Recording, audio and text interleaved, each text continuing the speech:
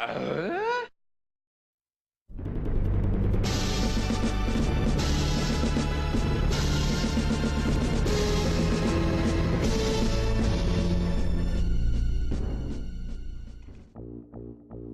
back to another toy review, and tonight it will be dollar store motorcycles. These are from 3 dollar store types. This one, this dirt bike, and this Kawasaki Ninja are from Dollar Tree. This one is from Family Dollar, and this one's from a privately owned dollar store. So I've had these for about 3 years now, and it's about time I get around to reviewing them. The reason I got these in the first place is because I always loved getting these motorcycles as a kid in the late 80s, early 90s. This 1/18 scale, I guess. You can put G.I. Joes on there. And let me show you some of the motorcycle toys I've had since I was a child. These two right here are probably my most recent. This is, I believe, a 1/12 scale Yamaha R1, which was definitely my favorite sport bike of the 2000s. And this one, it's got really cool detail, and it's made of mostly plastic. And this is a Kawasaki 250 dirt bike by Mastio. And growing up in the 80s, that was the most common one you would find. The Mastio brand die-cast motorcycles. We got Road Pig on there modeling it. Awesome detail. This is from, I think, 2008. I actually got this when I was in the Philippines from a Toys R Us there. And just a good piece, and reminds me of the ones back in the 80s. And this one, well, first, this is one of my favorite corpse figures, Whisperin' Willie. And this is by a company named Road Champs.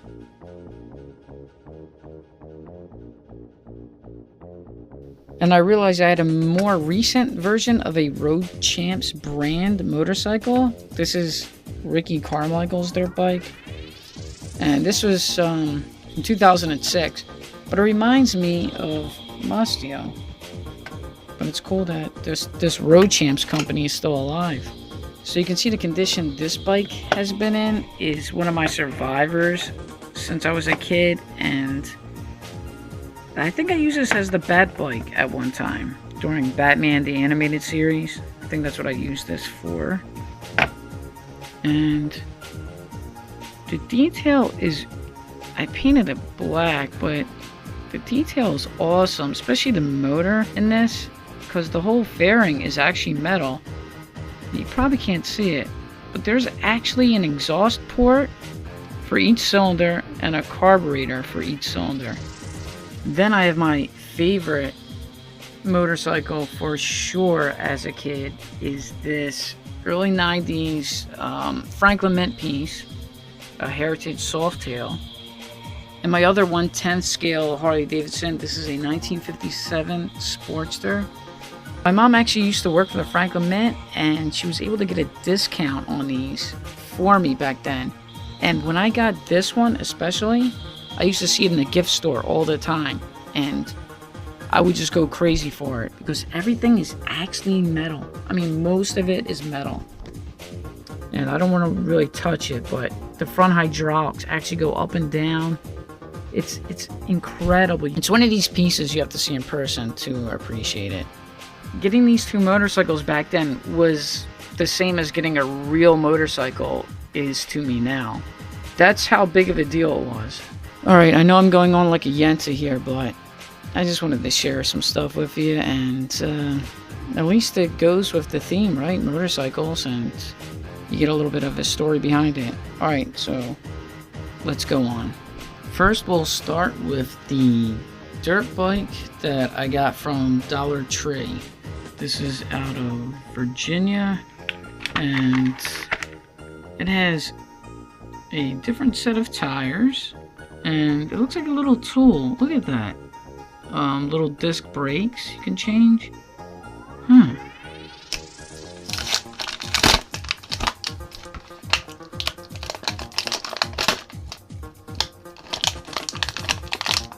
Here it is out of the package. It's real plasticky, but I'll tell you what. It's got the spring. It's got the kickstand. I would be stoked to have this back in the 80s. I mean, and they were only $1 a piece. First of all, let me say that the selection of dollar store toys are way better than they were when I was a kid. So Road Pig fits on there. Check that out. I would have got a whole bunch of these for $1 back in the day, and had like a whole Mad Max crew. But the rims look chrome, but they're actually plastic, and you can tell because they flex a lot. This is a dollar store motorcycle, so you only got a few times to probably change these tires before it breaks. It has this adorable little Phillips head screwdriver to take the wheels off.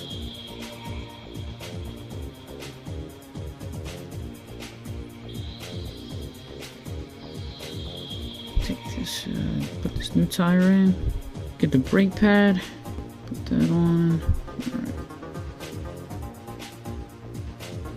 You can change both tires, but I just want to change one for now. Kind of looks cool with the different colors. And let me just go over the details one more time. Has a number placard. Actually has the exhaust, which is really cool. The engine is decent enough. Has a kickstand here and a jump starter there. I mean, really good detail for $1. This is blank. This side says Moto, and that's trying to look like a fake radiator there. But on this side, you could paint and do some cool decals. Like I said, it's got the spring. Well, I like it. Really cool piece. Now the second bike here is from a privately owned dollar store. I think they were like Pakistani or like Iranian. I'm not sure which one, but it's a nice store. This one almost looks like 1/12 scale. Looks pretty big. And the box up here says Streetglow Great. And the font almost looks like the Suzuki GSXR. And this bike that says Super almost looks like the Honda CBR 1000RR racing bike. Who is it? Oh, there's a YouTuber named Aya1000RR. She's cool. She's from Japan, and she like blogs and does this. But the only thing is, it's not in English. But check it out if you can. It is from China, but distributed out of Edison, New Jersey.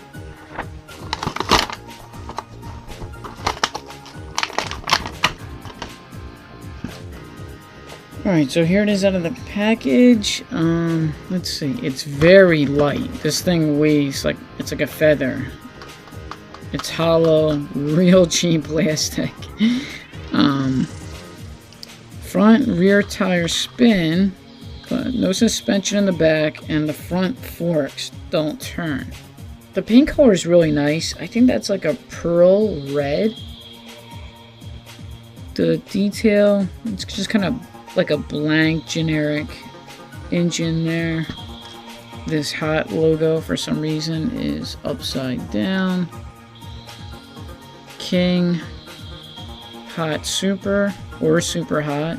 And these, oh, I thought they were just like kind of like training wheels so it wouldn't fall over. Oh, it's got that spin mechanism. All right, let me set this on the ground and see how it works.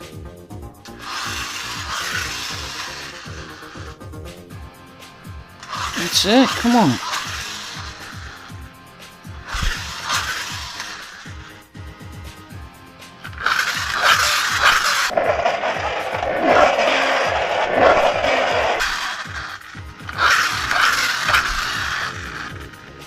Alright, well that function doesn't really get it that far, but I guess an A for effort for at least putting that in there.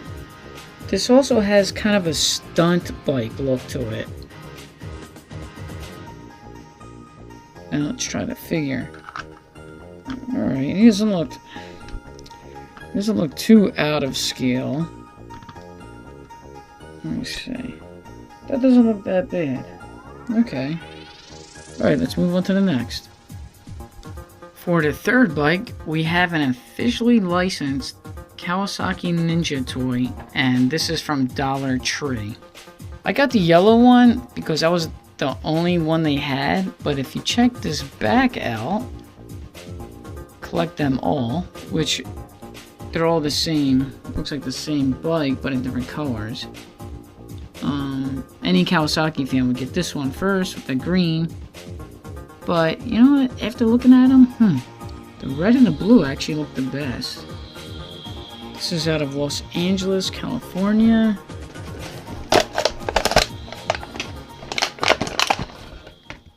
So this one is, once again, it's like really light, the plastic. Yeah, it sounds hollow. There's not, it's hard to describe. There's detail, but then there's not detail. Meaning, you got rear view mirrors, handlebars, everything, but like the front headlights aren't painted. The tires are made of hard plastic, which is good. At least it won't easily break, I hope. There isn't a typical traditional front fork on both sides. It's just one right in the middle. But at least it turns, not like the last one. Kawasaki detail is pretty cool. The engine compartment, is it the same? No, it's different on both sides. So at least it's kind of accurate. But just a generic kind of plastic stamp look. Canisters on one side, which is the superior way of having your exhaust instead of that stupid look right out in the middle. And the back tire, there's no suspension, but the tire spins good. It even makes kind of a sound. And there is a kickstand. So let's get Road Pig back on here. Wow, that's a big bike for him. Look. Woo, he can't touch the ground at all. But it suits him. Alright, so not bad for a scale. I mean, you can get away with it. And for the fourth and final bike, we have Mega Racer Motorcycle die-cast metal. So, no surprise, I didn't get this from a traditional dollar store. This is from Family Dollar. So this is the only one out of the others that was more than $1. This was about $2.50, and this thing looks brilliant. I mean, it looks very similar to the Road Racer road bike toys. Now the back of this one is totally blank, but it says die cast. Los Angeles again. Man, I'm actually really excited for this one. This one looks really cool.